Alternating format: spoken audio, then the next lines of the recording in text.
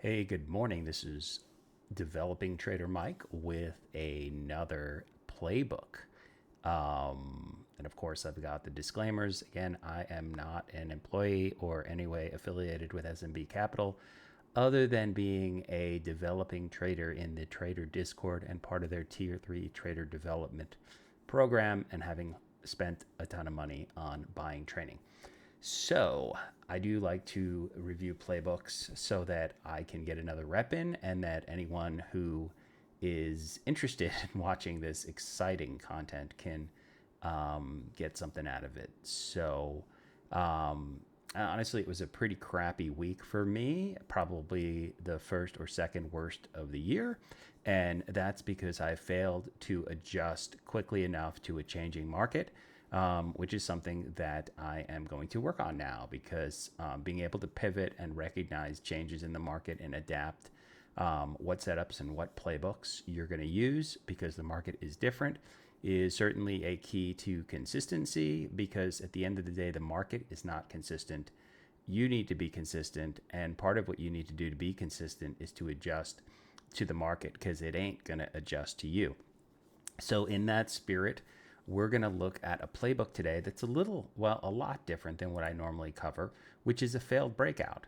And I think this is a play that, it works in this environment, which is why I had a bad week, because I did not use plays that worked in this environment. And in full disclosure, I did not trade this, but I thought this trade made sense.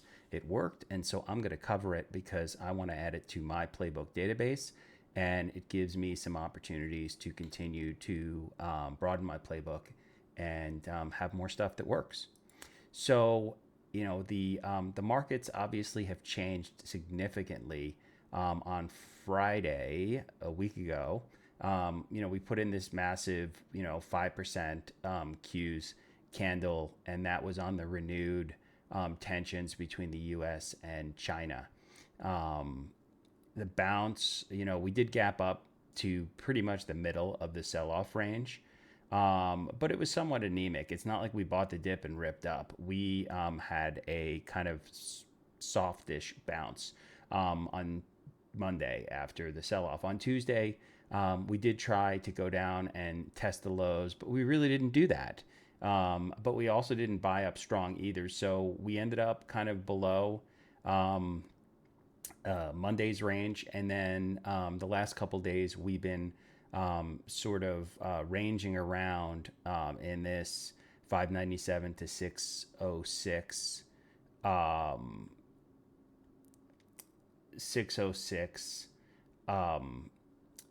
range. And we've been in a different market regime, because now we're ranging going sideways.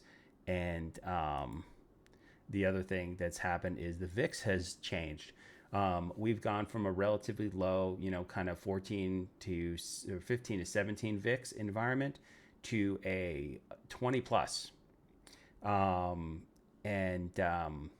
we're also seeing the VIX on the day of this trade. It trended up. It opened at 20 and it closed at 25. So, we talk a lot about the VIX being a measure of whether we can trade the actual market, like the Qs are in play.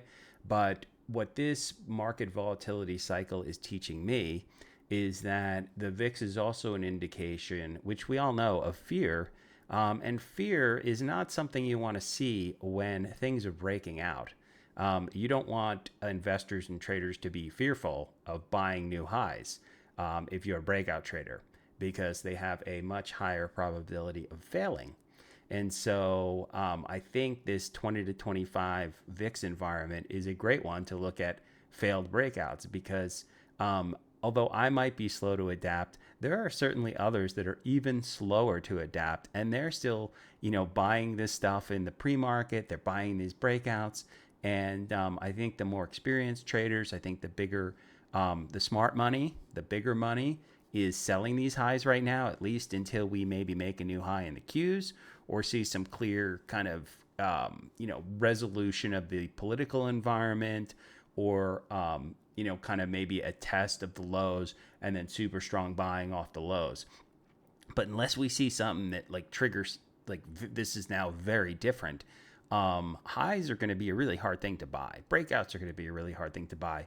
And so I think there is a lot of edge in a trade like this, in a market like this. And I'm not saying that we're going to see this market even Monday when we open up, but we are definitely going to see this market again many, many times in a long career.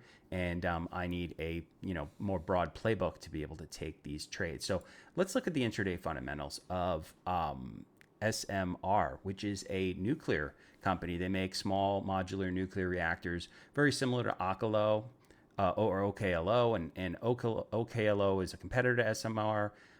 They are up over 100% since September. Recent flows into news flows into SMR could lead people to think that Oklo is the next SMR, or SMR is the next Oklo, and could chase it because Oklo went up a lot and it was super strong. So there is a news flow. If you look at the fundamentals, like on the 15th or around there, it's not super clear. There was an announcement of the Janus program by the Army, which is basically to deploy small modular nuclear reactors into military installations. It hasn't been confirmed that Oklo or SMR was going to be the provider, but there's like rumors that SMR is going to be the provider. So, the company hasn't publicly confirmed the large contract with the Army's Janus program. The spike was based on expectations. So we basically moved up and had a really powerful move on expectations. And there was also this previous news flow about nuclear, some news articles, but nothing really concrete. I do think, an interesting thing here, and Bella always asks, what are the most important things on the slide? People could think that SMR is Oklo and they could buy this news. And it's 26% short, and the VIX is between 20 and 25%. So when you look at the price action, this actually makes total sense. So SMR is up from $2 in, March 24, 18 months, to 50. So it's a big time. The last 6 months, it's really been trading in this 35 to 44.50 range, 44.47.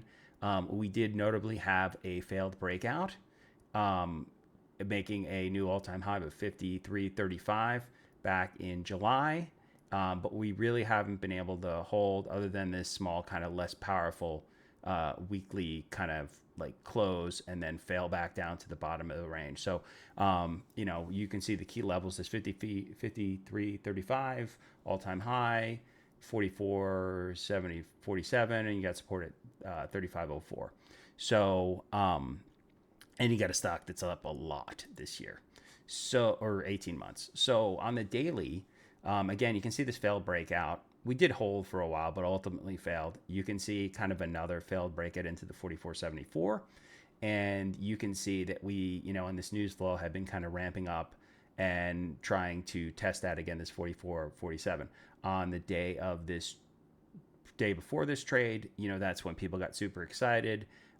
We gapped up and we had a super strong opening drive, which actually sold off pretty good. And we'll see that. And we did kind of close at the all-time high. We then gapped above the all-time high, and this is the day of the trade we're talking about, which failed. And then we actually saw some good continuation into the breakout zone. So this is the other reason I looked at this trade. This is a trade that was so good, it continued on. You could have swung this.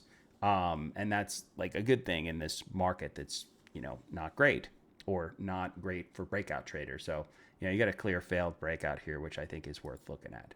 So if we zoom down to the 60-minute, we can see that, this trade starts the 14th. We finally, we try to get above and kind of gap down on the 13th above that 44.47, that breakout zone, kind of a breakout in range zone, right? So to me, you have a breakout above all-time highs and you have a breakout in range, which is what we're looking here. And these breakouts in range tend to fail more often, especially when they break out into the all-time high in a market that is not conducive to breakout. So lots of confluence here. That's why I really like this trade. So we see a close above resistance on the 14th. And, price is holding above this 44.47, this this daily range, which is unusual, right? We haven't held above there. Like we had this fail breakout and then we had this little thing, but it's not like we're doing it all the time. So in fact, it's been months. We've been 6 months in that range. So we gap up, strong opening drive, but on the higher time frames, we actually make a double top. The second top is a little higher, but then we fail through this all-time high 44.35, and basically sell all day, kind of gap down in the after hours, buy up, and you have a second bearish day. But again, our trade is here, but I thought it's interesting to just kind of look at the bigger picture. So on the 15-minute, a good cue for this failed breakout is this breakdown on day one of the breakout. This is a really deep retracement for a good breakout.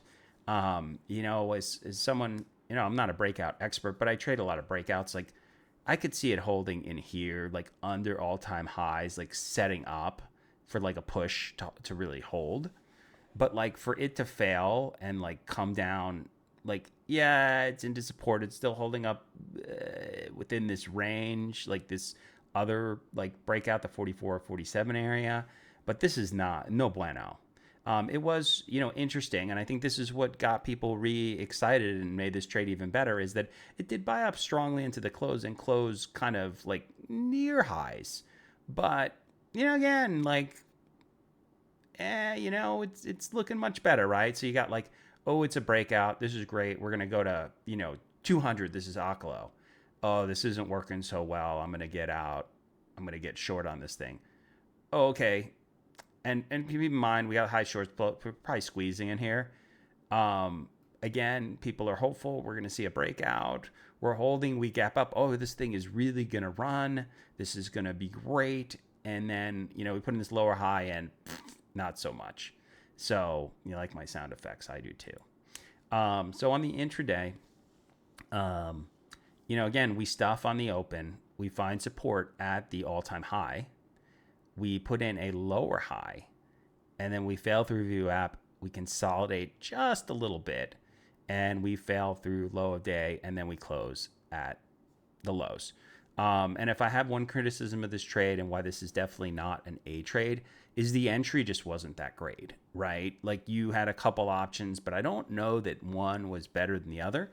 And I'll show you which one I chose, but I don't love the entry. So I'll show you my actual trade management. Here it is. I didn't trade it. And that's the kind of week I was having, right? Because I didn't adjust quickly because I should have been looking for these. So if we look at the trade management, like I chose the low of day consolidation to enter this trade. And I think you have just like a couple more checks in favor, right? Like the market has gotten even weaker at this point. Like this day, VIX is climbing, the market is weak, like things are not good. I think Akalo was selling at this time too, which doesn't help this trade, right? Or it does help this trade. It's a tailwind. But you had more confirmations and more time. The other place to get involved, I mean, you could like predict that this is going to happen on this stuff, but I don't know. I mean, I didn't really think that. I just thought like, hey, okay, we need some price action. This lower high is interesting, but I think when you really look at that, you do get a few more bucks, like 55 to 50. You get $1.50 more basically in profit on this one if you took it here. But your stop is not wider because you probably would get in somewhere in here if you really looked at the tape or zoom in on the candles. You're risking against highs. You're still risking about the same amount, but your probability, the probabilistic nature of this trade is much lower because certainly, you're above VWAP, you're shorting above VWAP. It could just hit VWAP and rip up, right? But like now at this point in the trade, like we failed VWAP, we put in a lower high, we're consolidating at lows, the market is weak, Akalo is weak. Like we just have a lot more checks in our favor. And I'm going to say, this, is maybe a 50-50 up here, and it's probably a 65%, 70% chance that this thing is going to go at this point, especially again, VIX above 20, market is weak, maybe people are taking risk off, and now we're actually below. Like, if this is a failed breakout trade, the breakout doesn't fail until you fail the high of, like, the all-time high. If you're still holding above all-time high and shorting as a failed breakout, like, you're anticipating the breakout, I think. Again, maybe I'm not aggressive enough. I'd love to hear what people think. And I think, again, since this is a fantasy world, since I didn't trade this, I think if you're trading this as an all-time high breakout or failed breakout, you got to hold until it actually fails into the breakout zone. So I really, like, as hard as this is to do, and I'm not saying I can do this, but I should, you got to hold this. You don't have to trade it with big size because it's not, like, super clear that it's going to work. But if it does, you look at this daily chart and you look at this 44, 47 as a fat, juicy level, we should hit, right? We should hit that, whether it's like day one or day two of this failed breakout. But if this breakout's going to fail, that's where it's going. It's not going for like $1. It's going from 53 to 44. It's going $9. So you got to get that. And so I think that's the trade here. Enter at B risk, stop against this wick high, and you just let it hold it. And I debated putting this one as like C risk, but that's probably just like lack of confidence in this setup and trade more than it is like technically where this trade is. I think you got to risk this at a B, and you just got to hold it. You could risk it at a C and hold it, but like we don't get paid to like undersized trades, and I think C is probably undersized in this trade. So let's look at the tape here real quick. So again, like, I don't know, you could short in here. There's no reason you couldn't. But you're anticipating. You could also short the fashionably late. But I think the confirmations are just way stronger when you're sitting here at low a day. And like I said, I would have loved to see it fail like here, because you had a much better like consolidation. I think ultimately when you look at this thing, like, it's pretty short for this is why I definitely could see this getting risked down to a C just based on the entry. You're basically shorting against like a 5-minute consolidation for a higher time frame idea. It's just not necessarily like probably how I should trade. So here you go. So now we're looking at low a day. You have this like 4-minute consolidation at lows. Again, that 53.40, 53.30 level is right here. So we are now failing all-time highs for the second time. And the last time we did it, we like really had a bad like breakdown. So I think that's your entry right there. And if you're more aggressive, you're risking here. Probably with this trade, I should be risking here or sizing to here. Maybe I'm sizing to here and I'm out if it really holds up above here. But, sometimes these things come up, they waddle around and sit here, because the bigger resistance is like over here. But I think that's your entry. Again, not super, super sexy. But I think in this market, it's not an idea trade. This is a catalyst setup, technical catalyst. You have a setup and you have a kind of a weak, like a low a day trade, which is not like an A trade for me. Not that I say that I don't trade low a day breaks, but like that's what it is. I guess you could probably call it, Carlton would call it probably a 30-minute opening range too. It really is a 30-minute range break, right? Because if this is 10 o'clock is your 30-minute low, it's a 30-minute range break too. Like if you look, this is a 30-minute chart. I guess you could call it a 30-minute range break. So anyway, that is the tape. So let's move on. One of the things that this trade taught me is when I went into my database of setups that my failed breakout setup catalog and like chart book is kind of weak. Like usually I have like way more robust, like for opening for breakouts, for gap and support resistance, for overextension, much better. So I need to build that up. And so not amazing. I think this is a B trade. I think it's worth 15% of a daily stop. I just can't see sizing this thing bigger just because of how the entry looked. Technology, I did just build what my buddy ChatGPT calls the market compass, which I think was really interesting here. So I'm looking at whether the cues are in range or breaking down. I'm looking at um, the um, the VIX. I'm looking at the ticker, whether it's in range or breaking down, and I'm looking at like the Vold ratio for the SPY and the Qs. And red is bad for long breakout trades, but red is good in this indicator for breakdowns and failures. And so essentially, we have like a red, the green light, a green light, a red light that means green. In this indicator. So I'm just testing it. I've been back testing it. I want to throw it in here. I think it's kind of interesting to help me to adapt more quickly. So trade review. So what did I learn? Well, what I did well is I playbooked a trade that I didn't trade, but I did not trade it. What did you learn? I need to build my failed breakout setup far more detail. I think I'm learning through this market cycle that VIX is not just like, oh, okay, you can trade the cues. Like there's actual meaning to the fear sentiment around like the setups that I trade, which is great because that I've been looking for a long time to like find a reason to not trade my breakouts.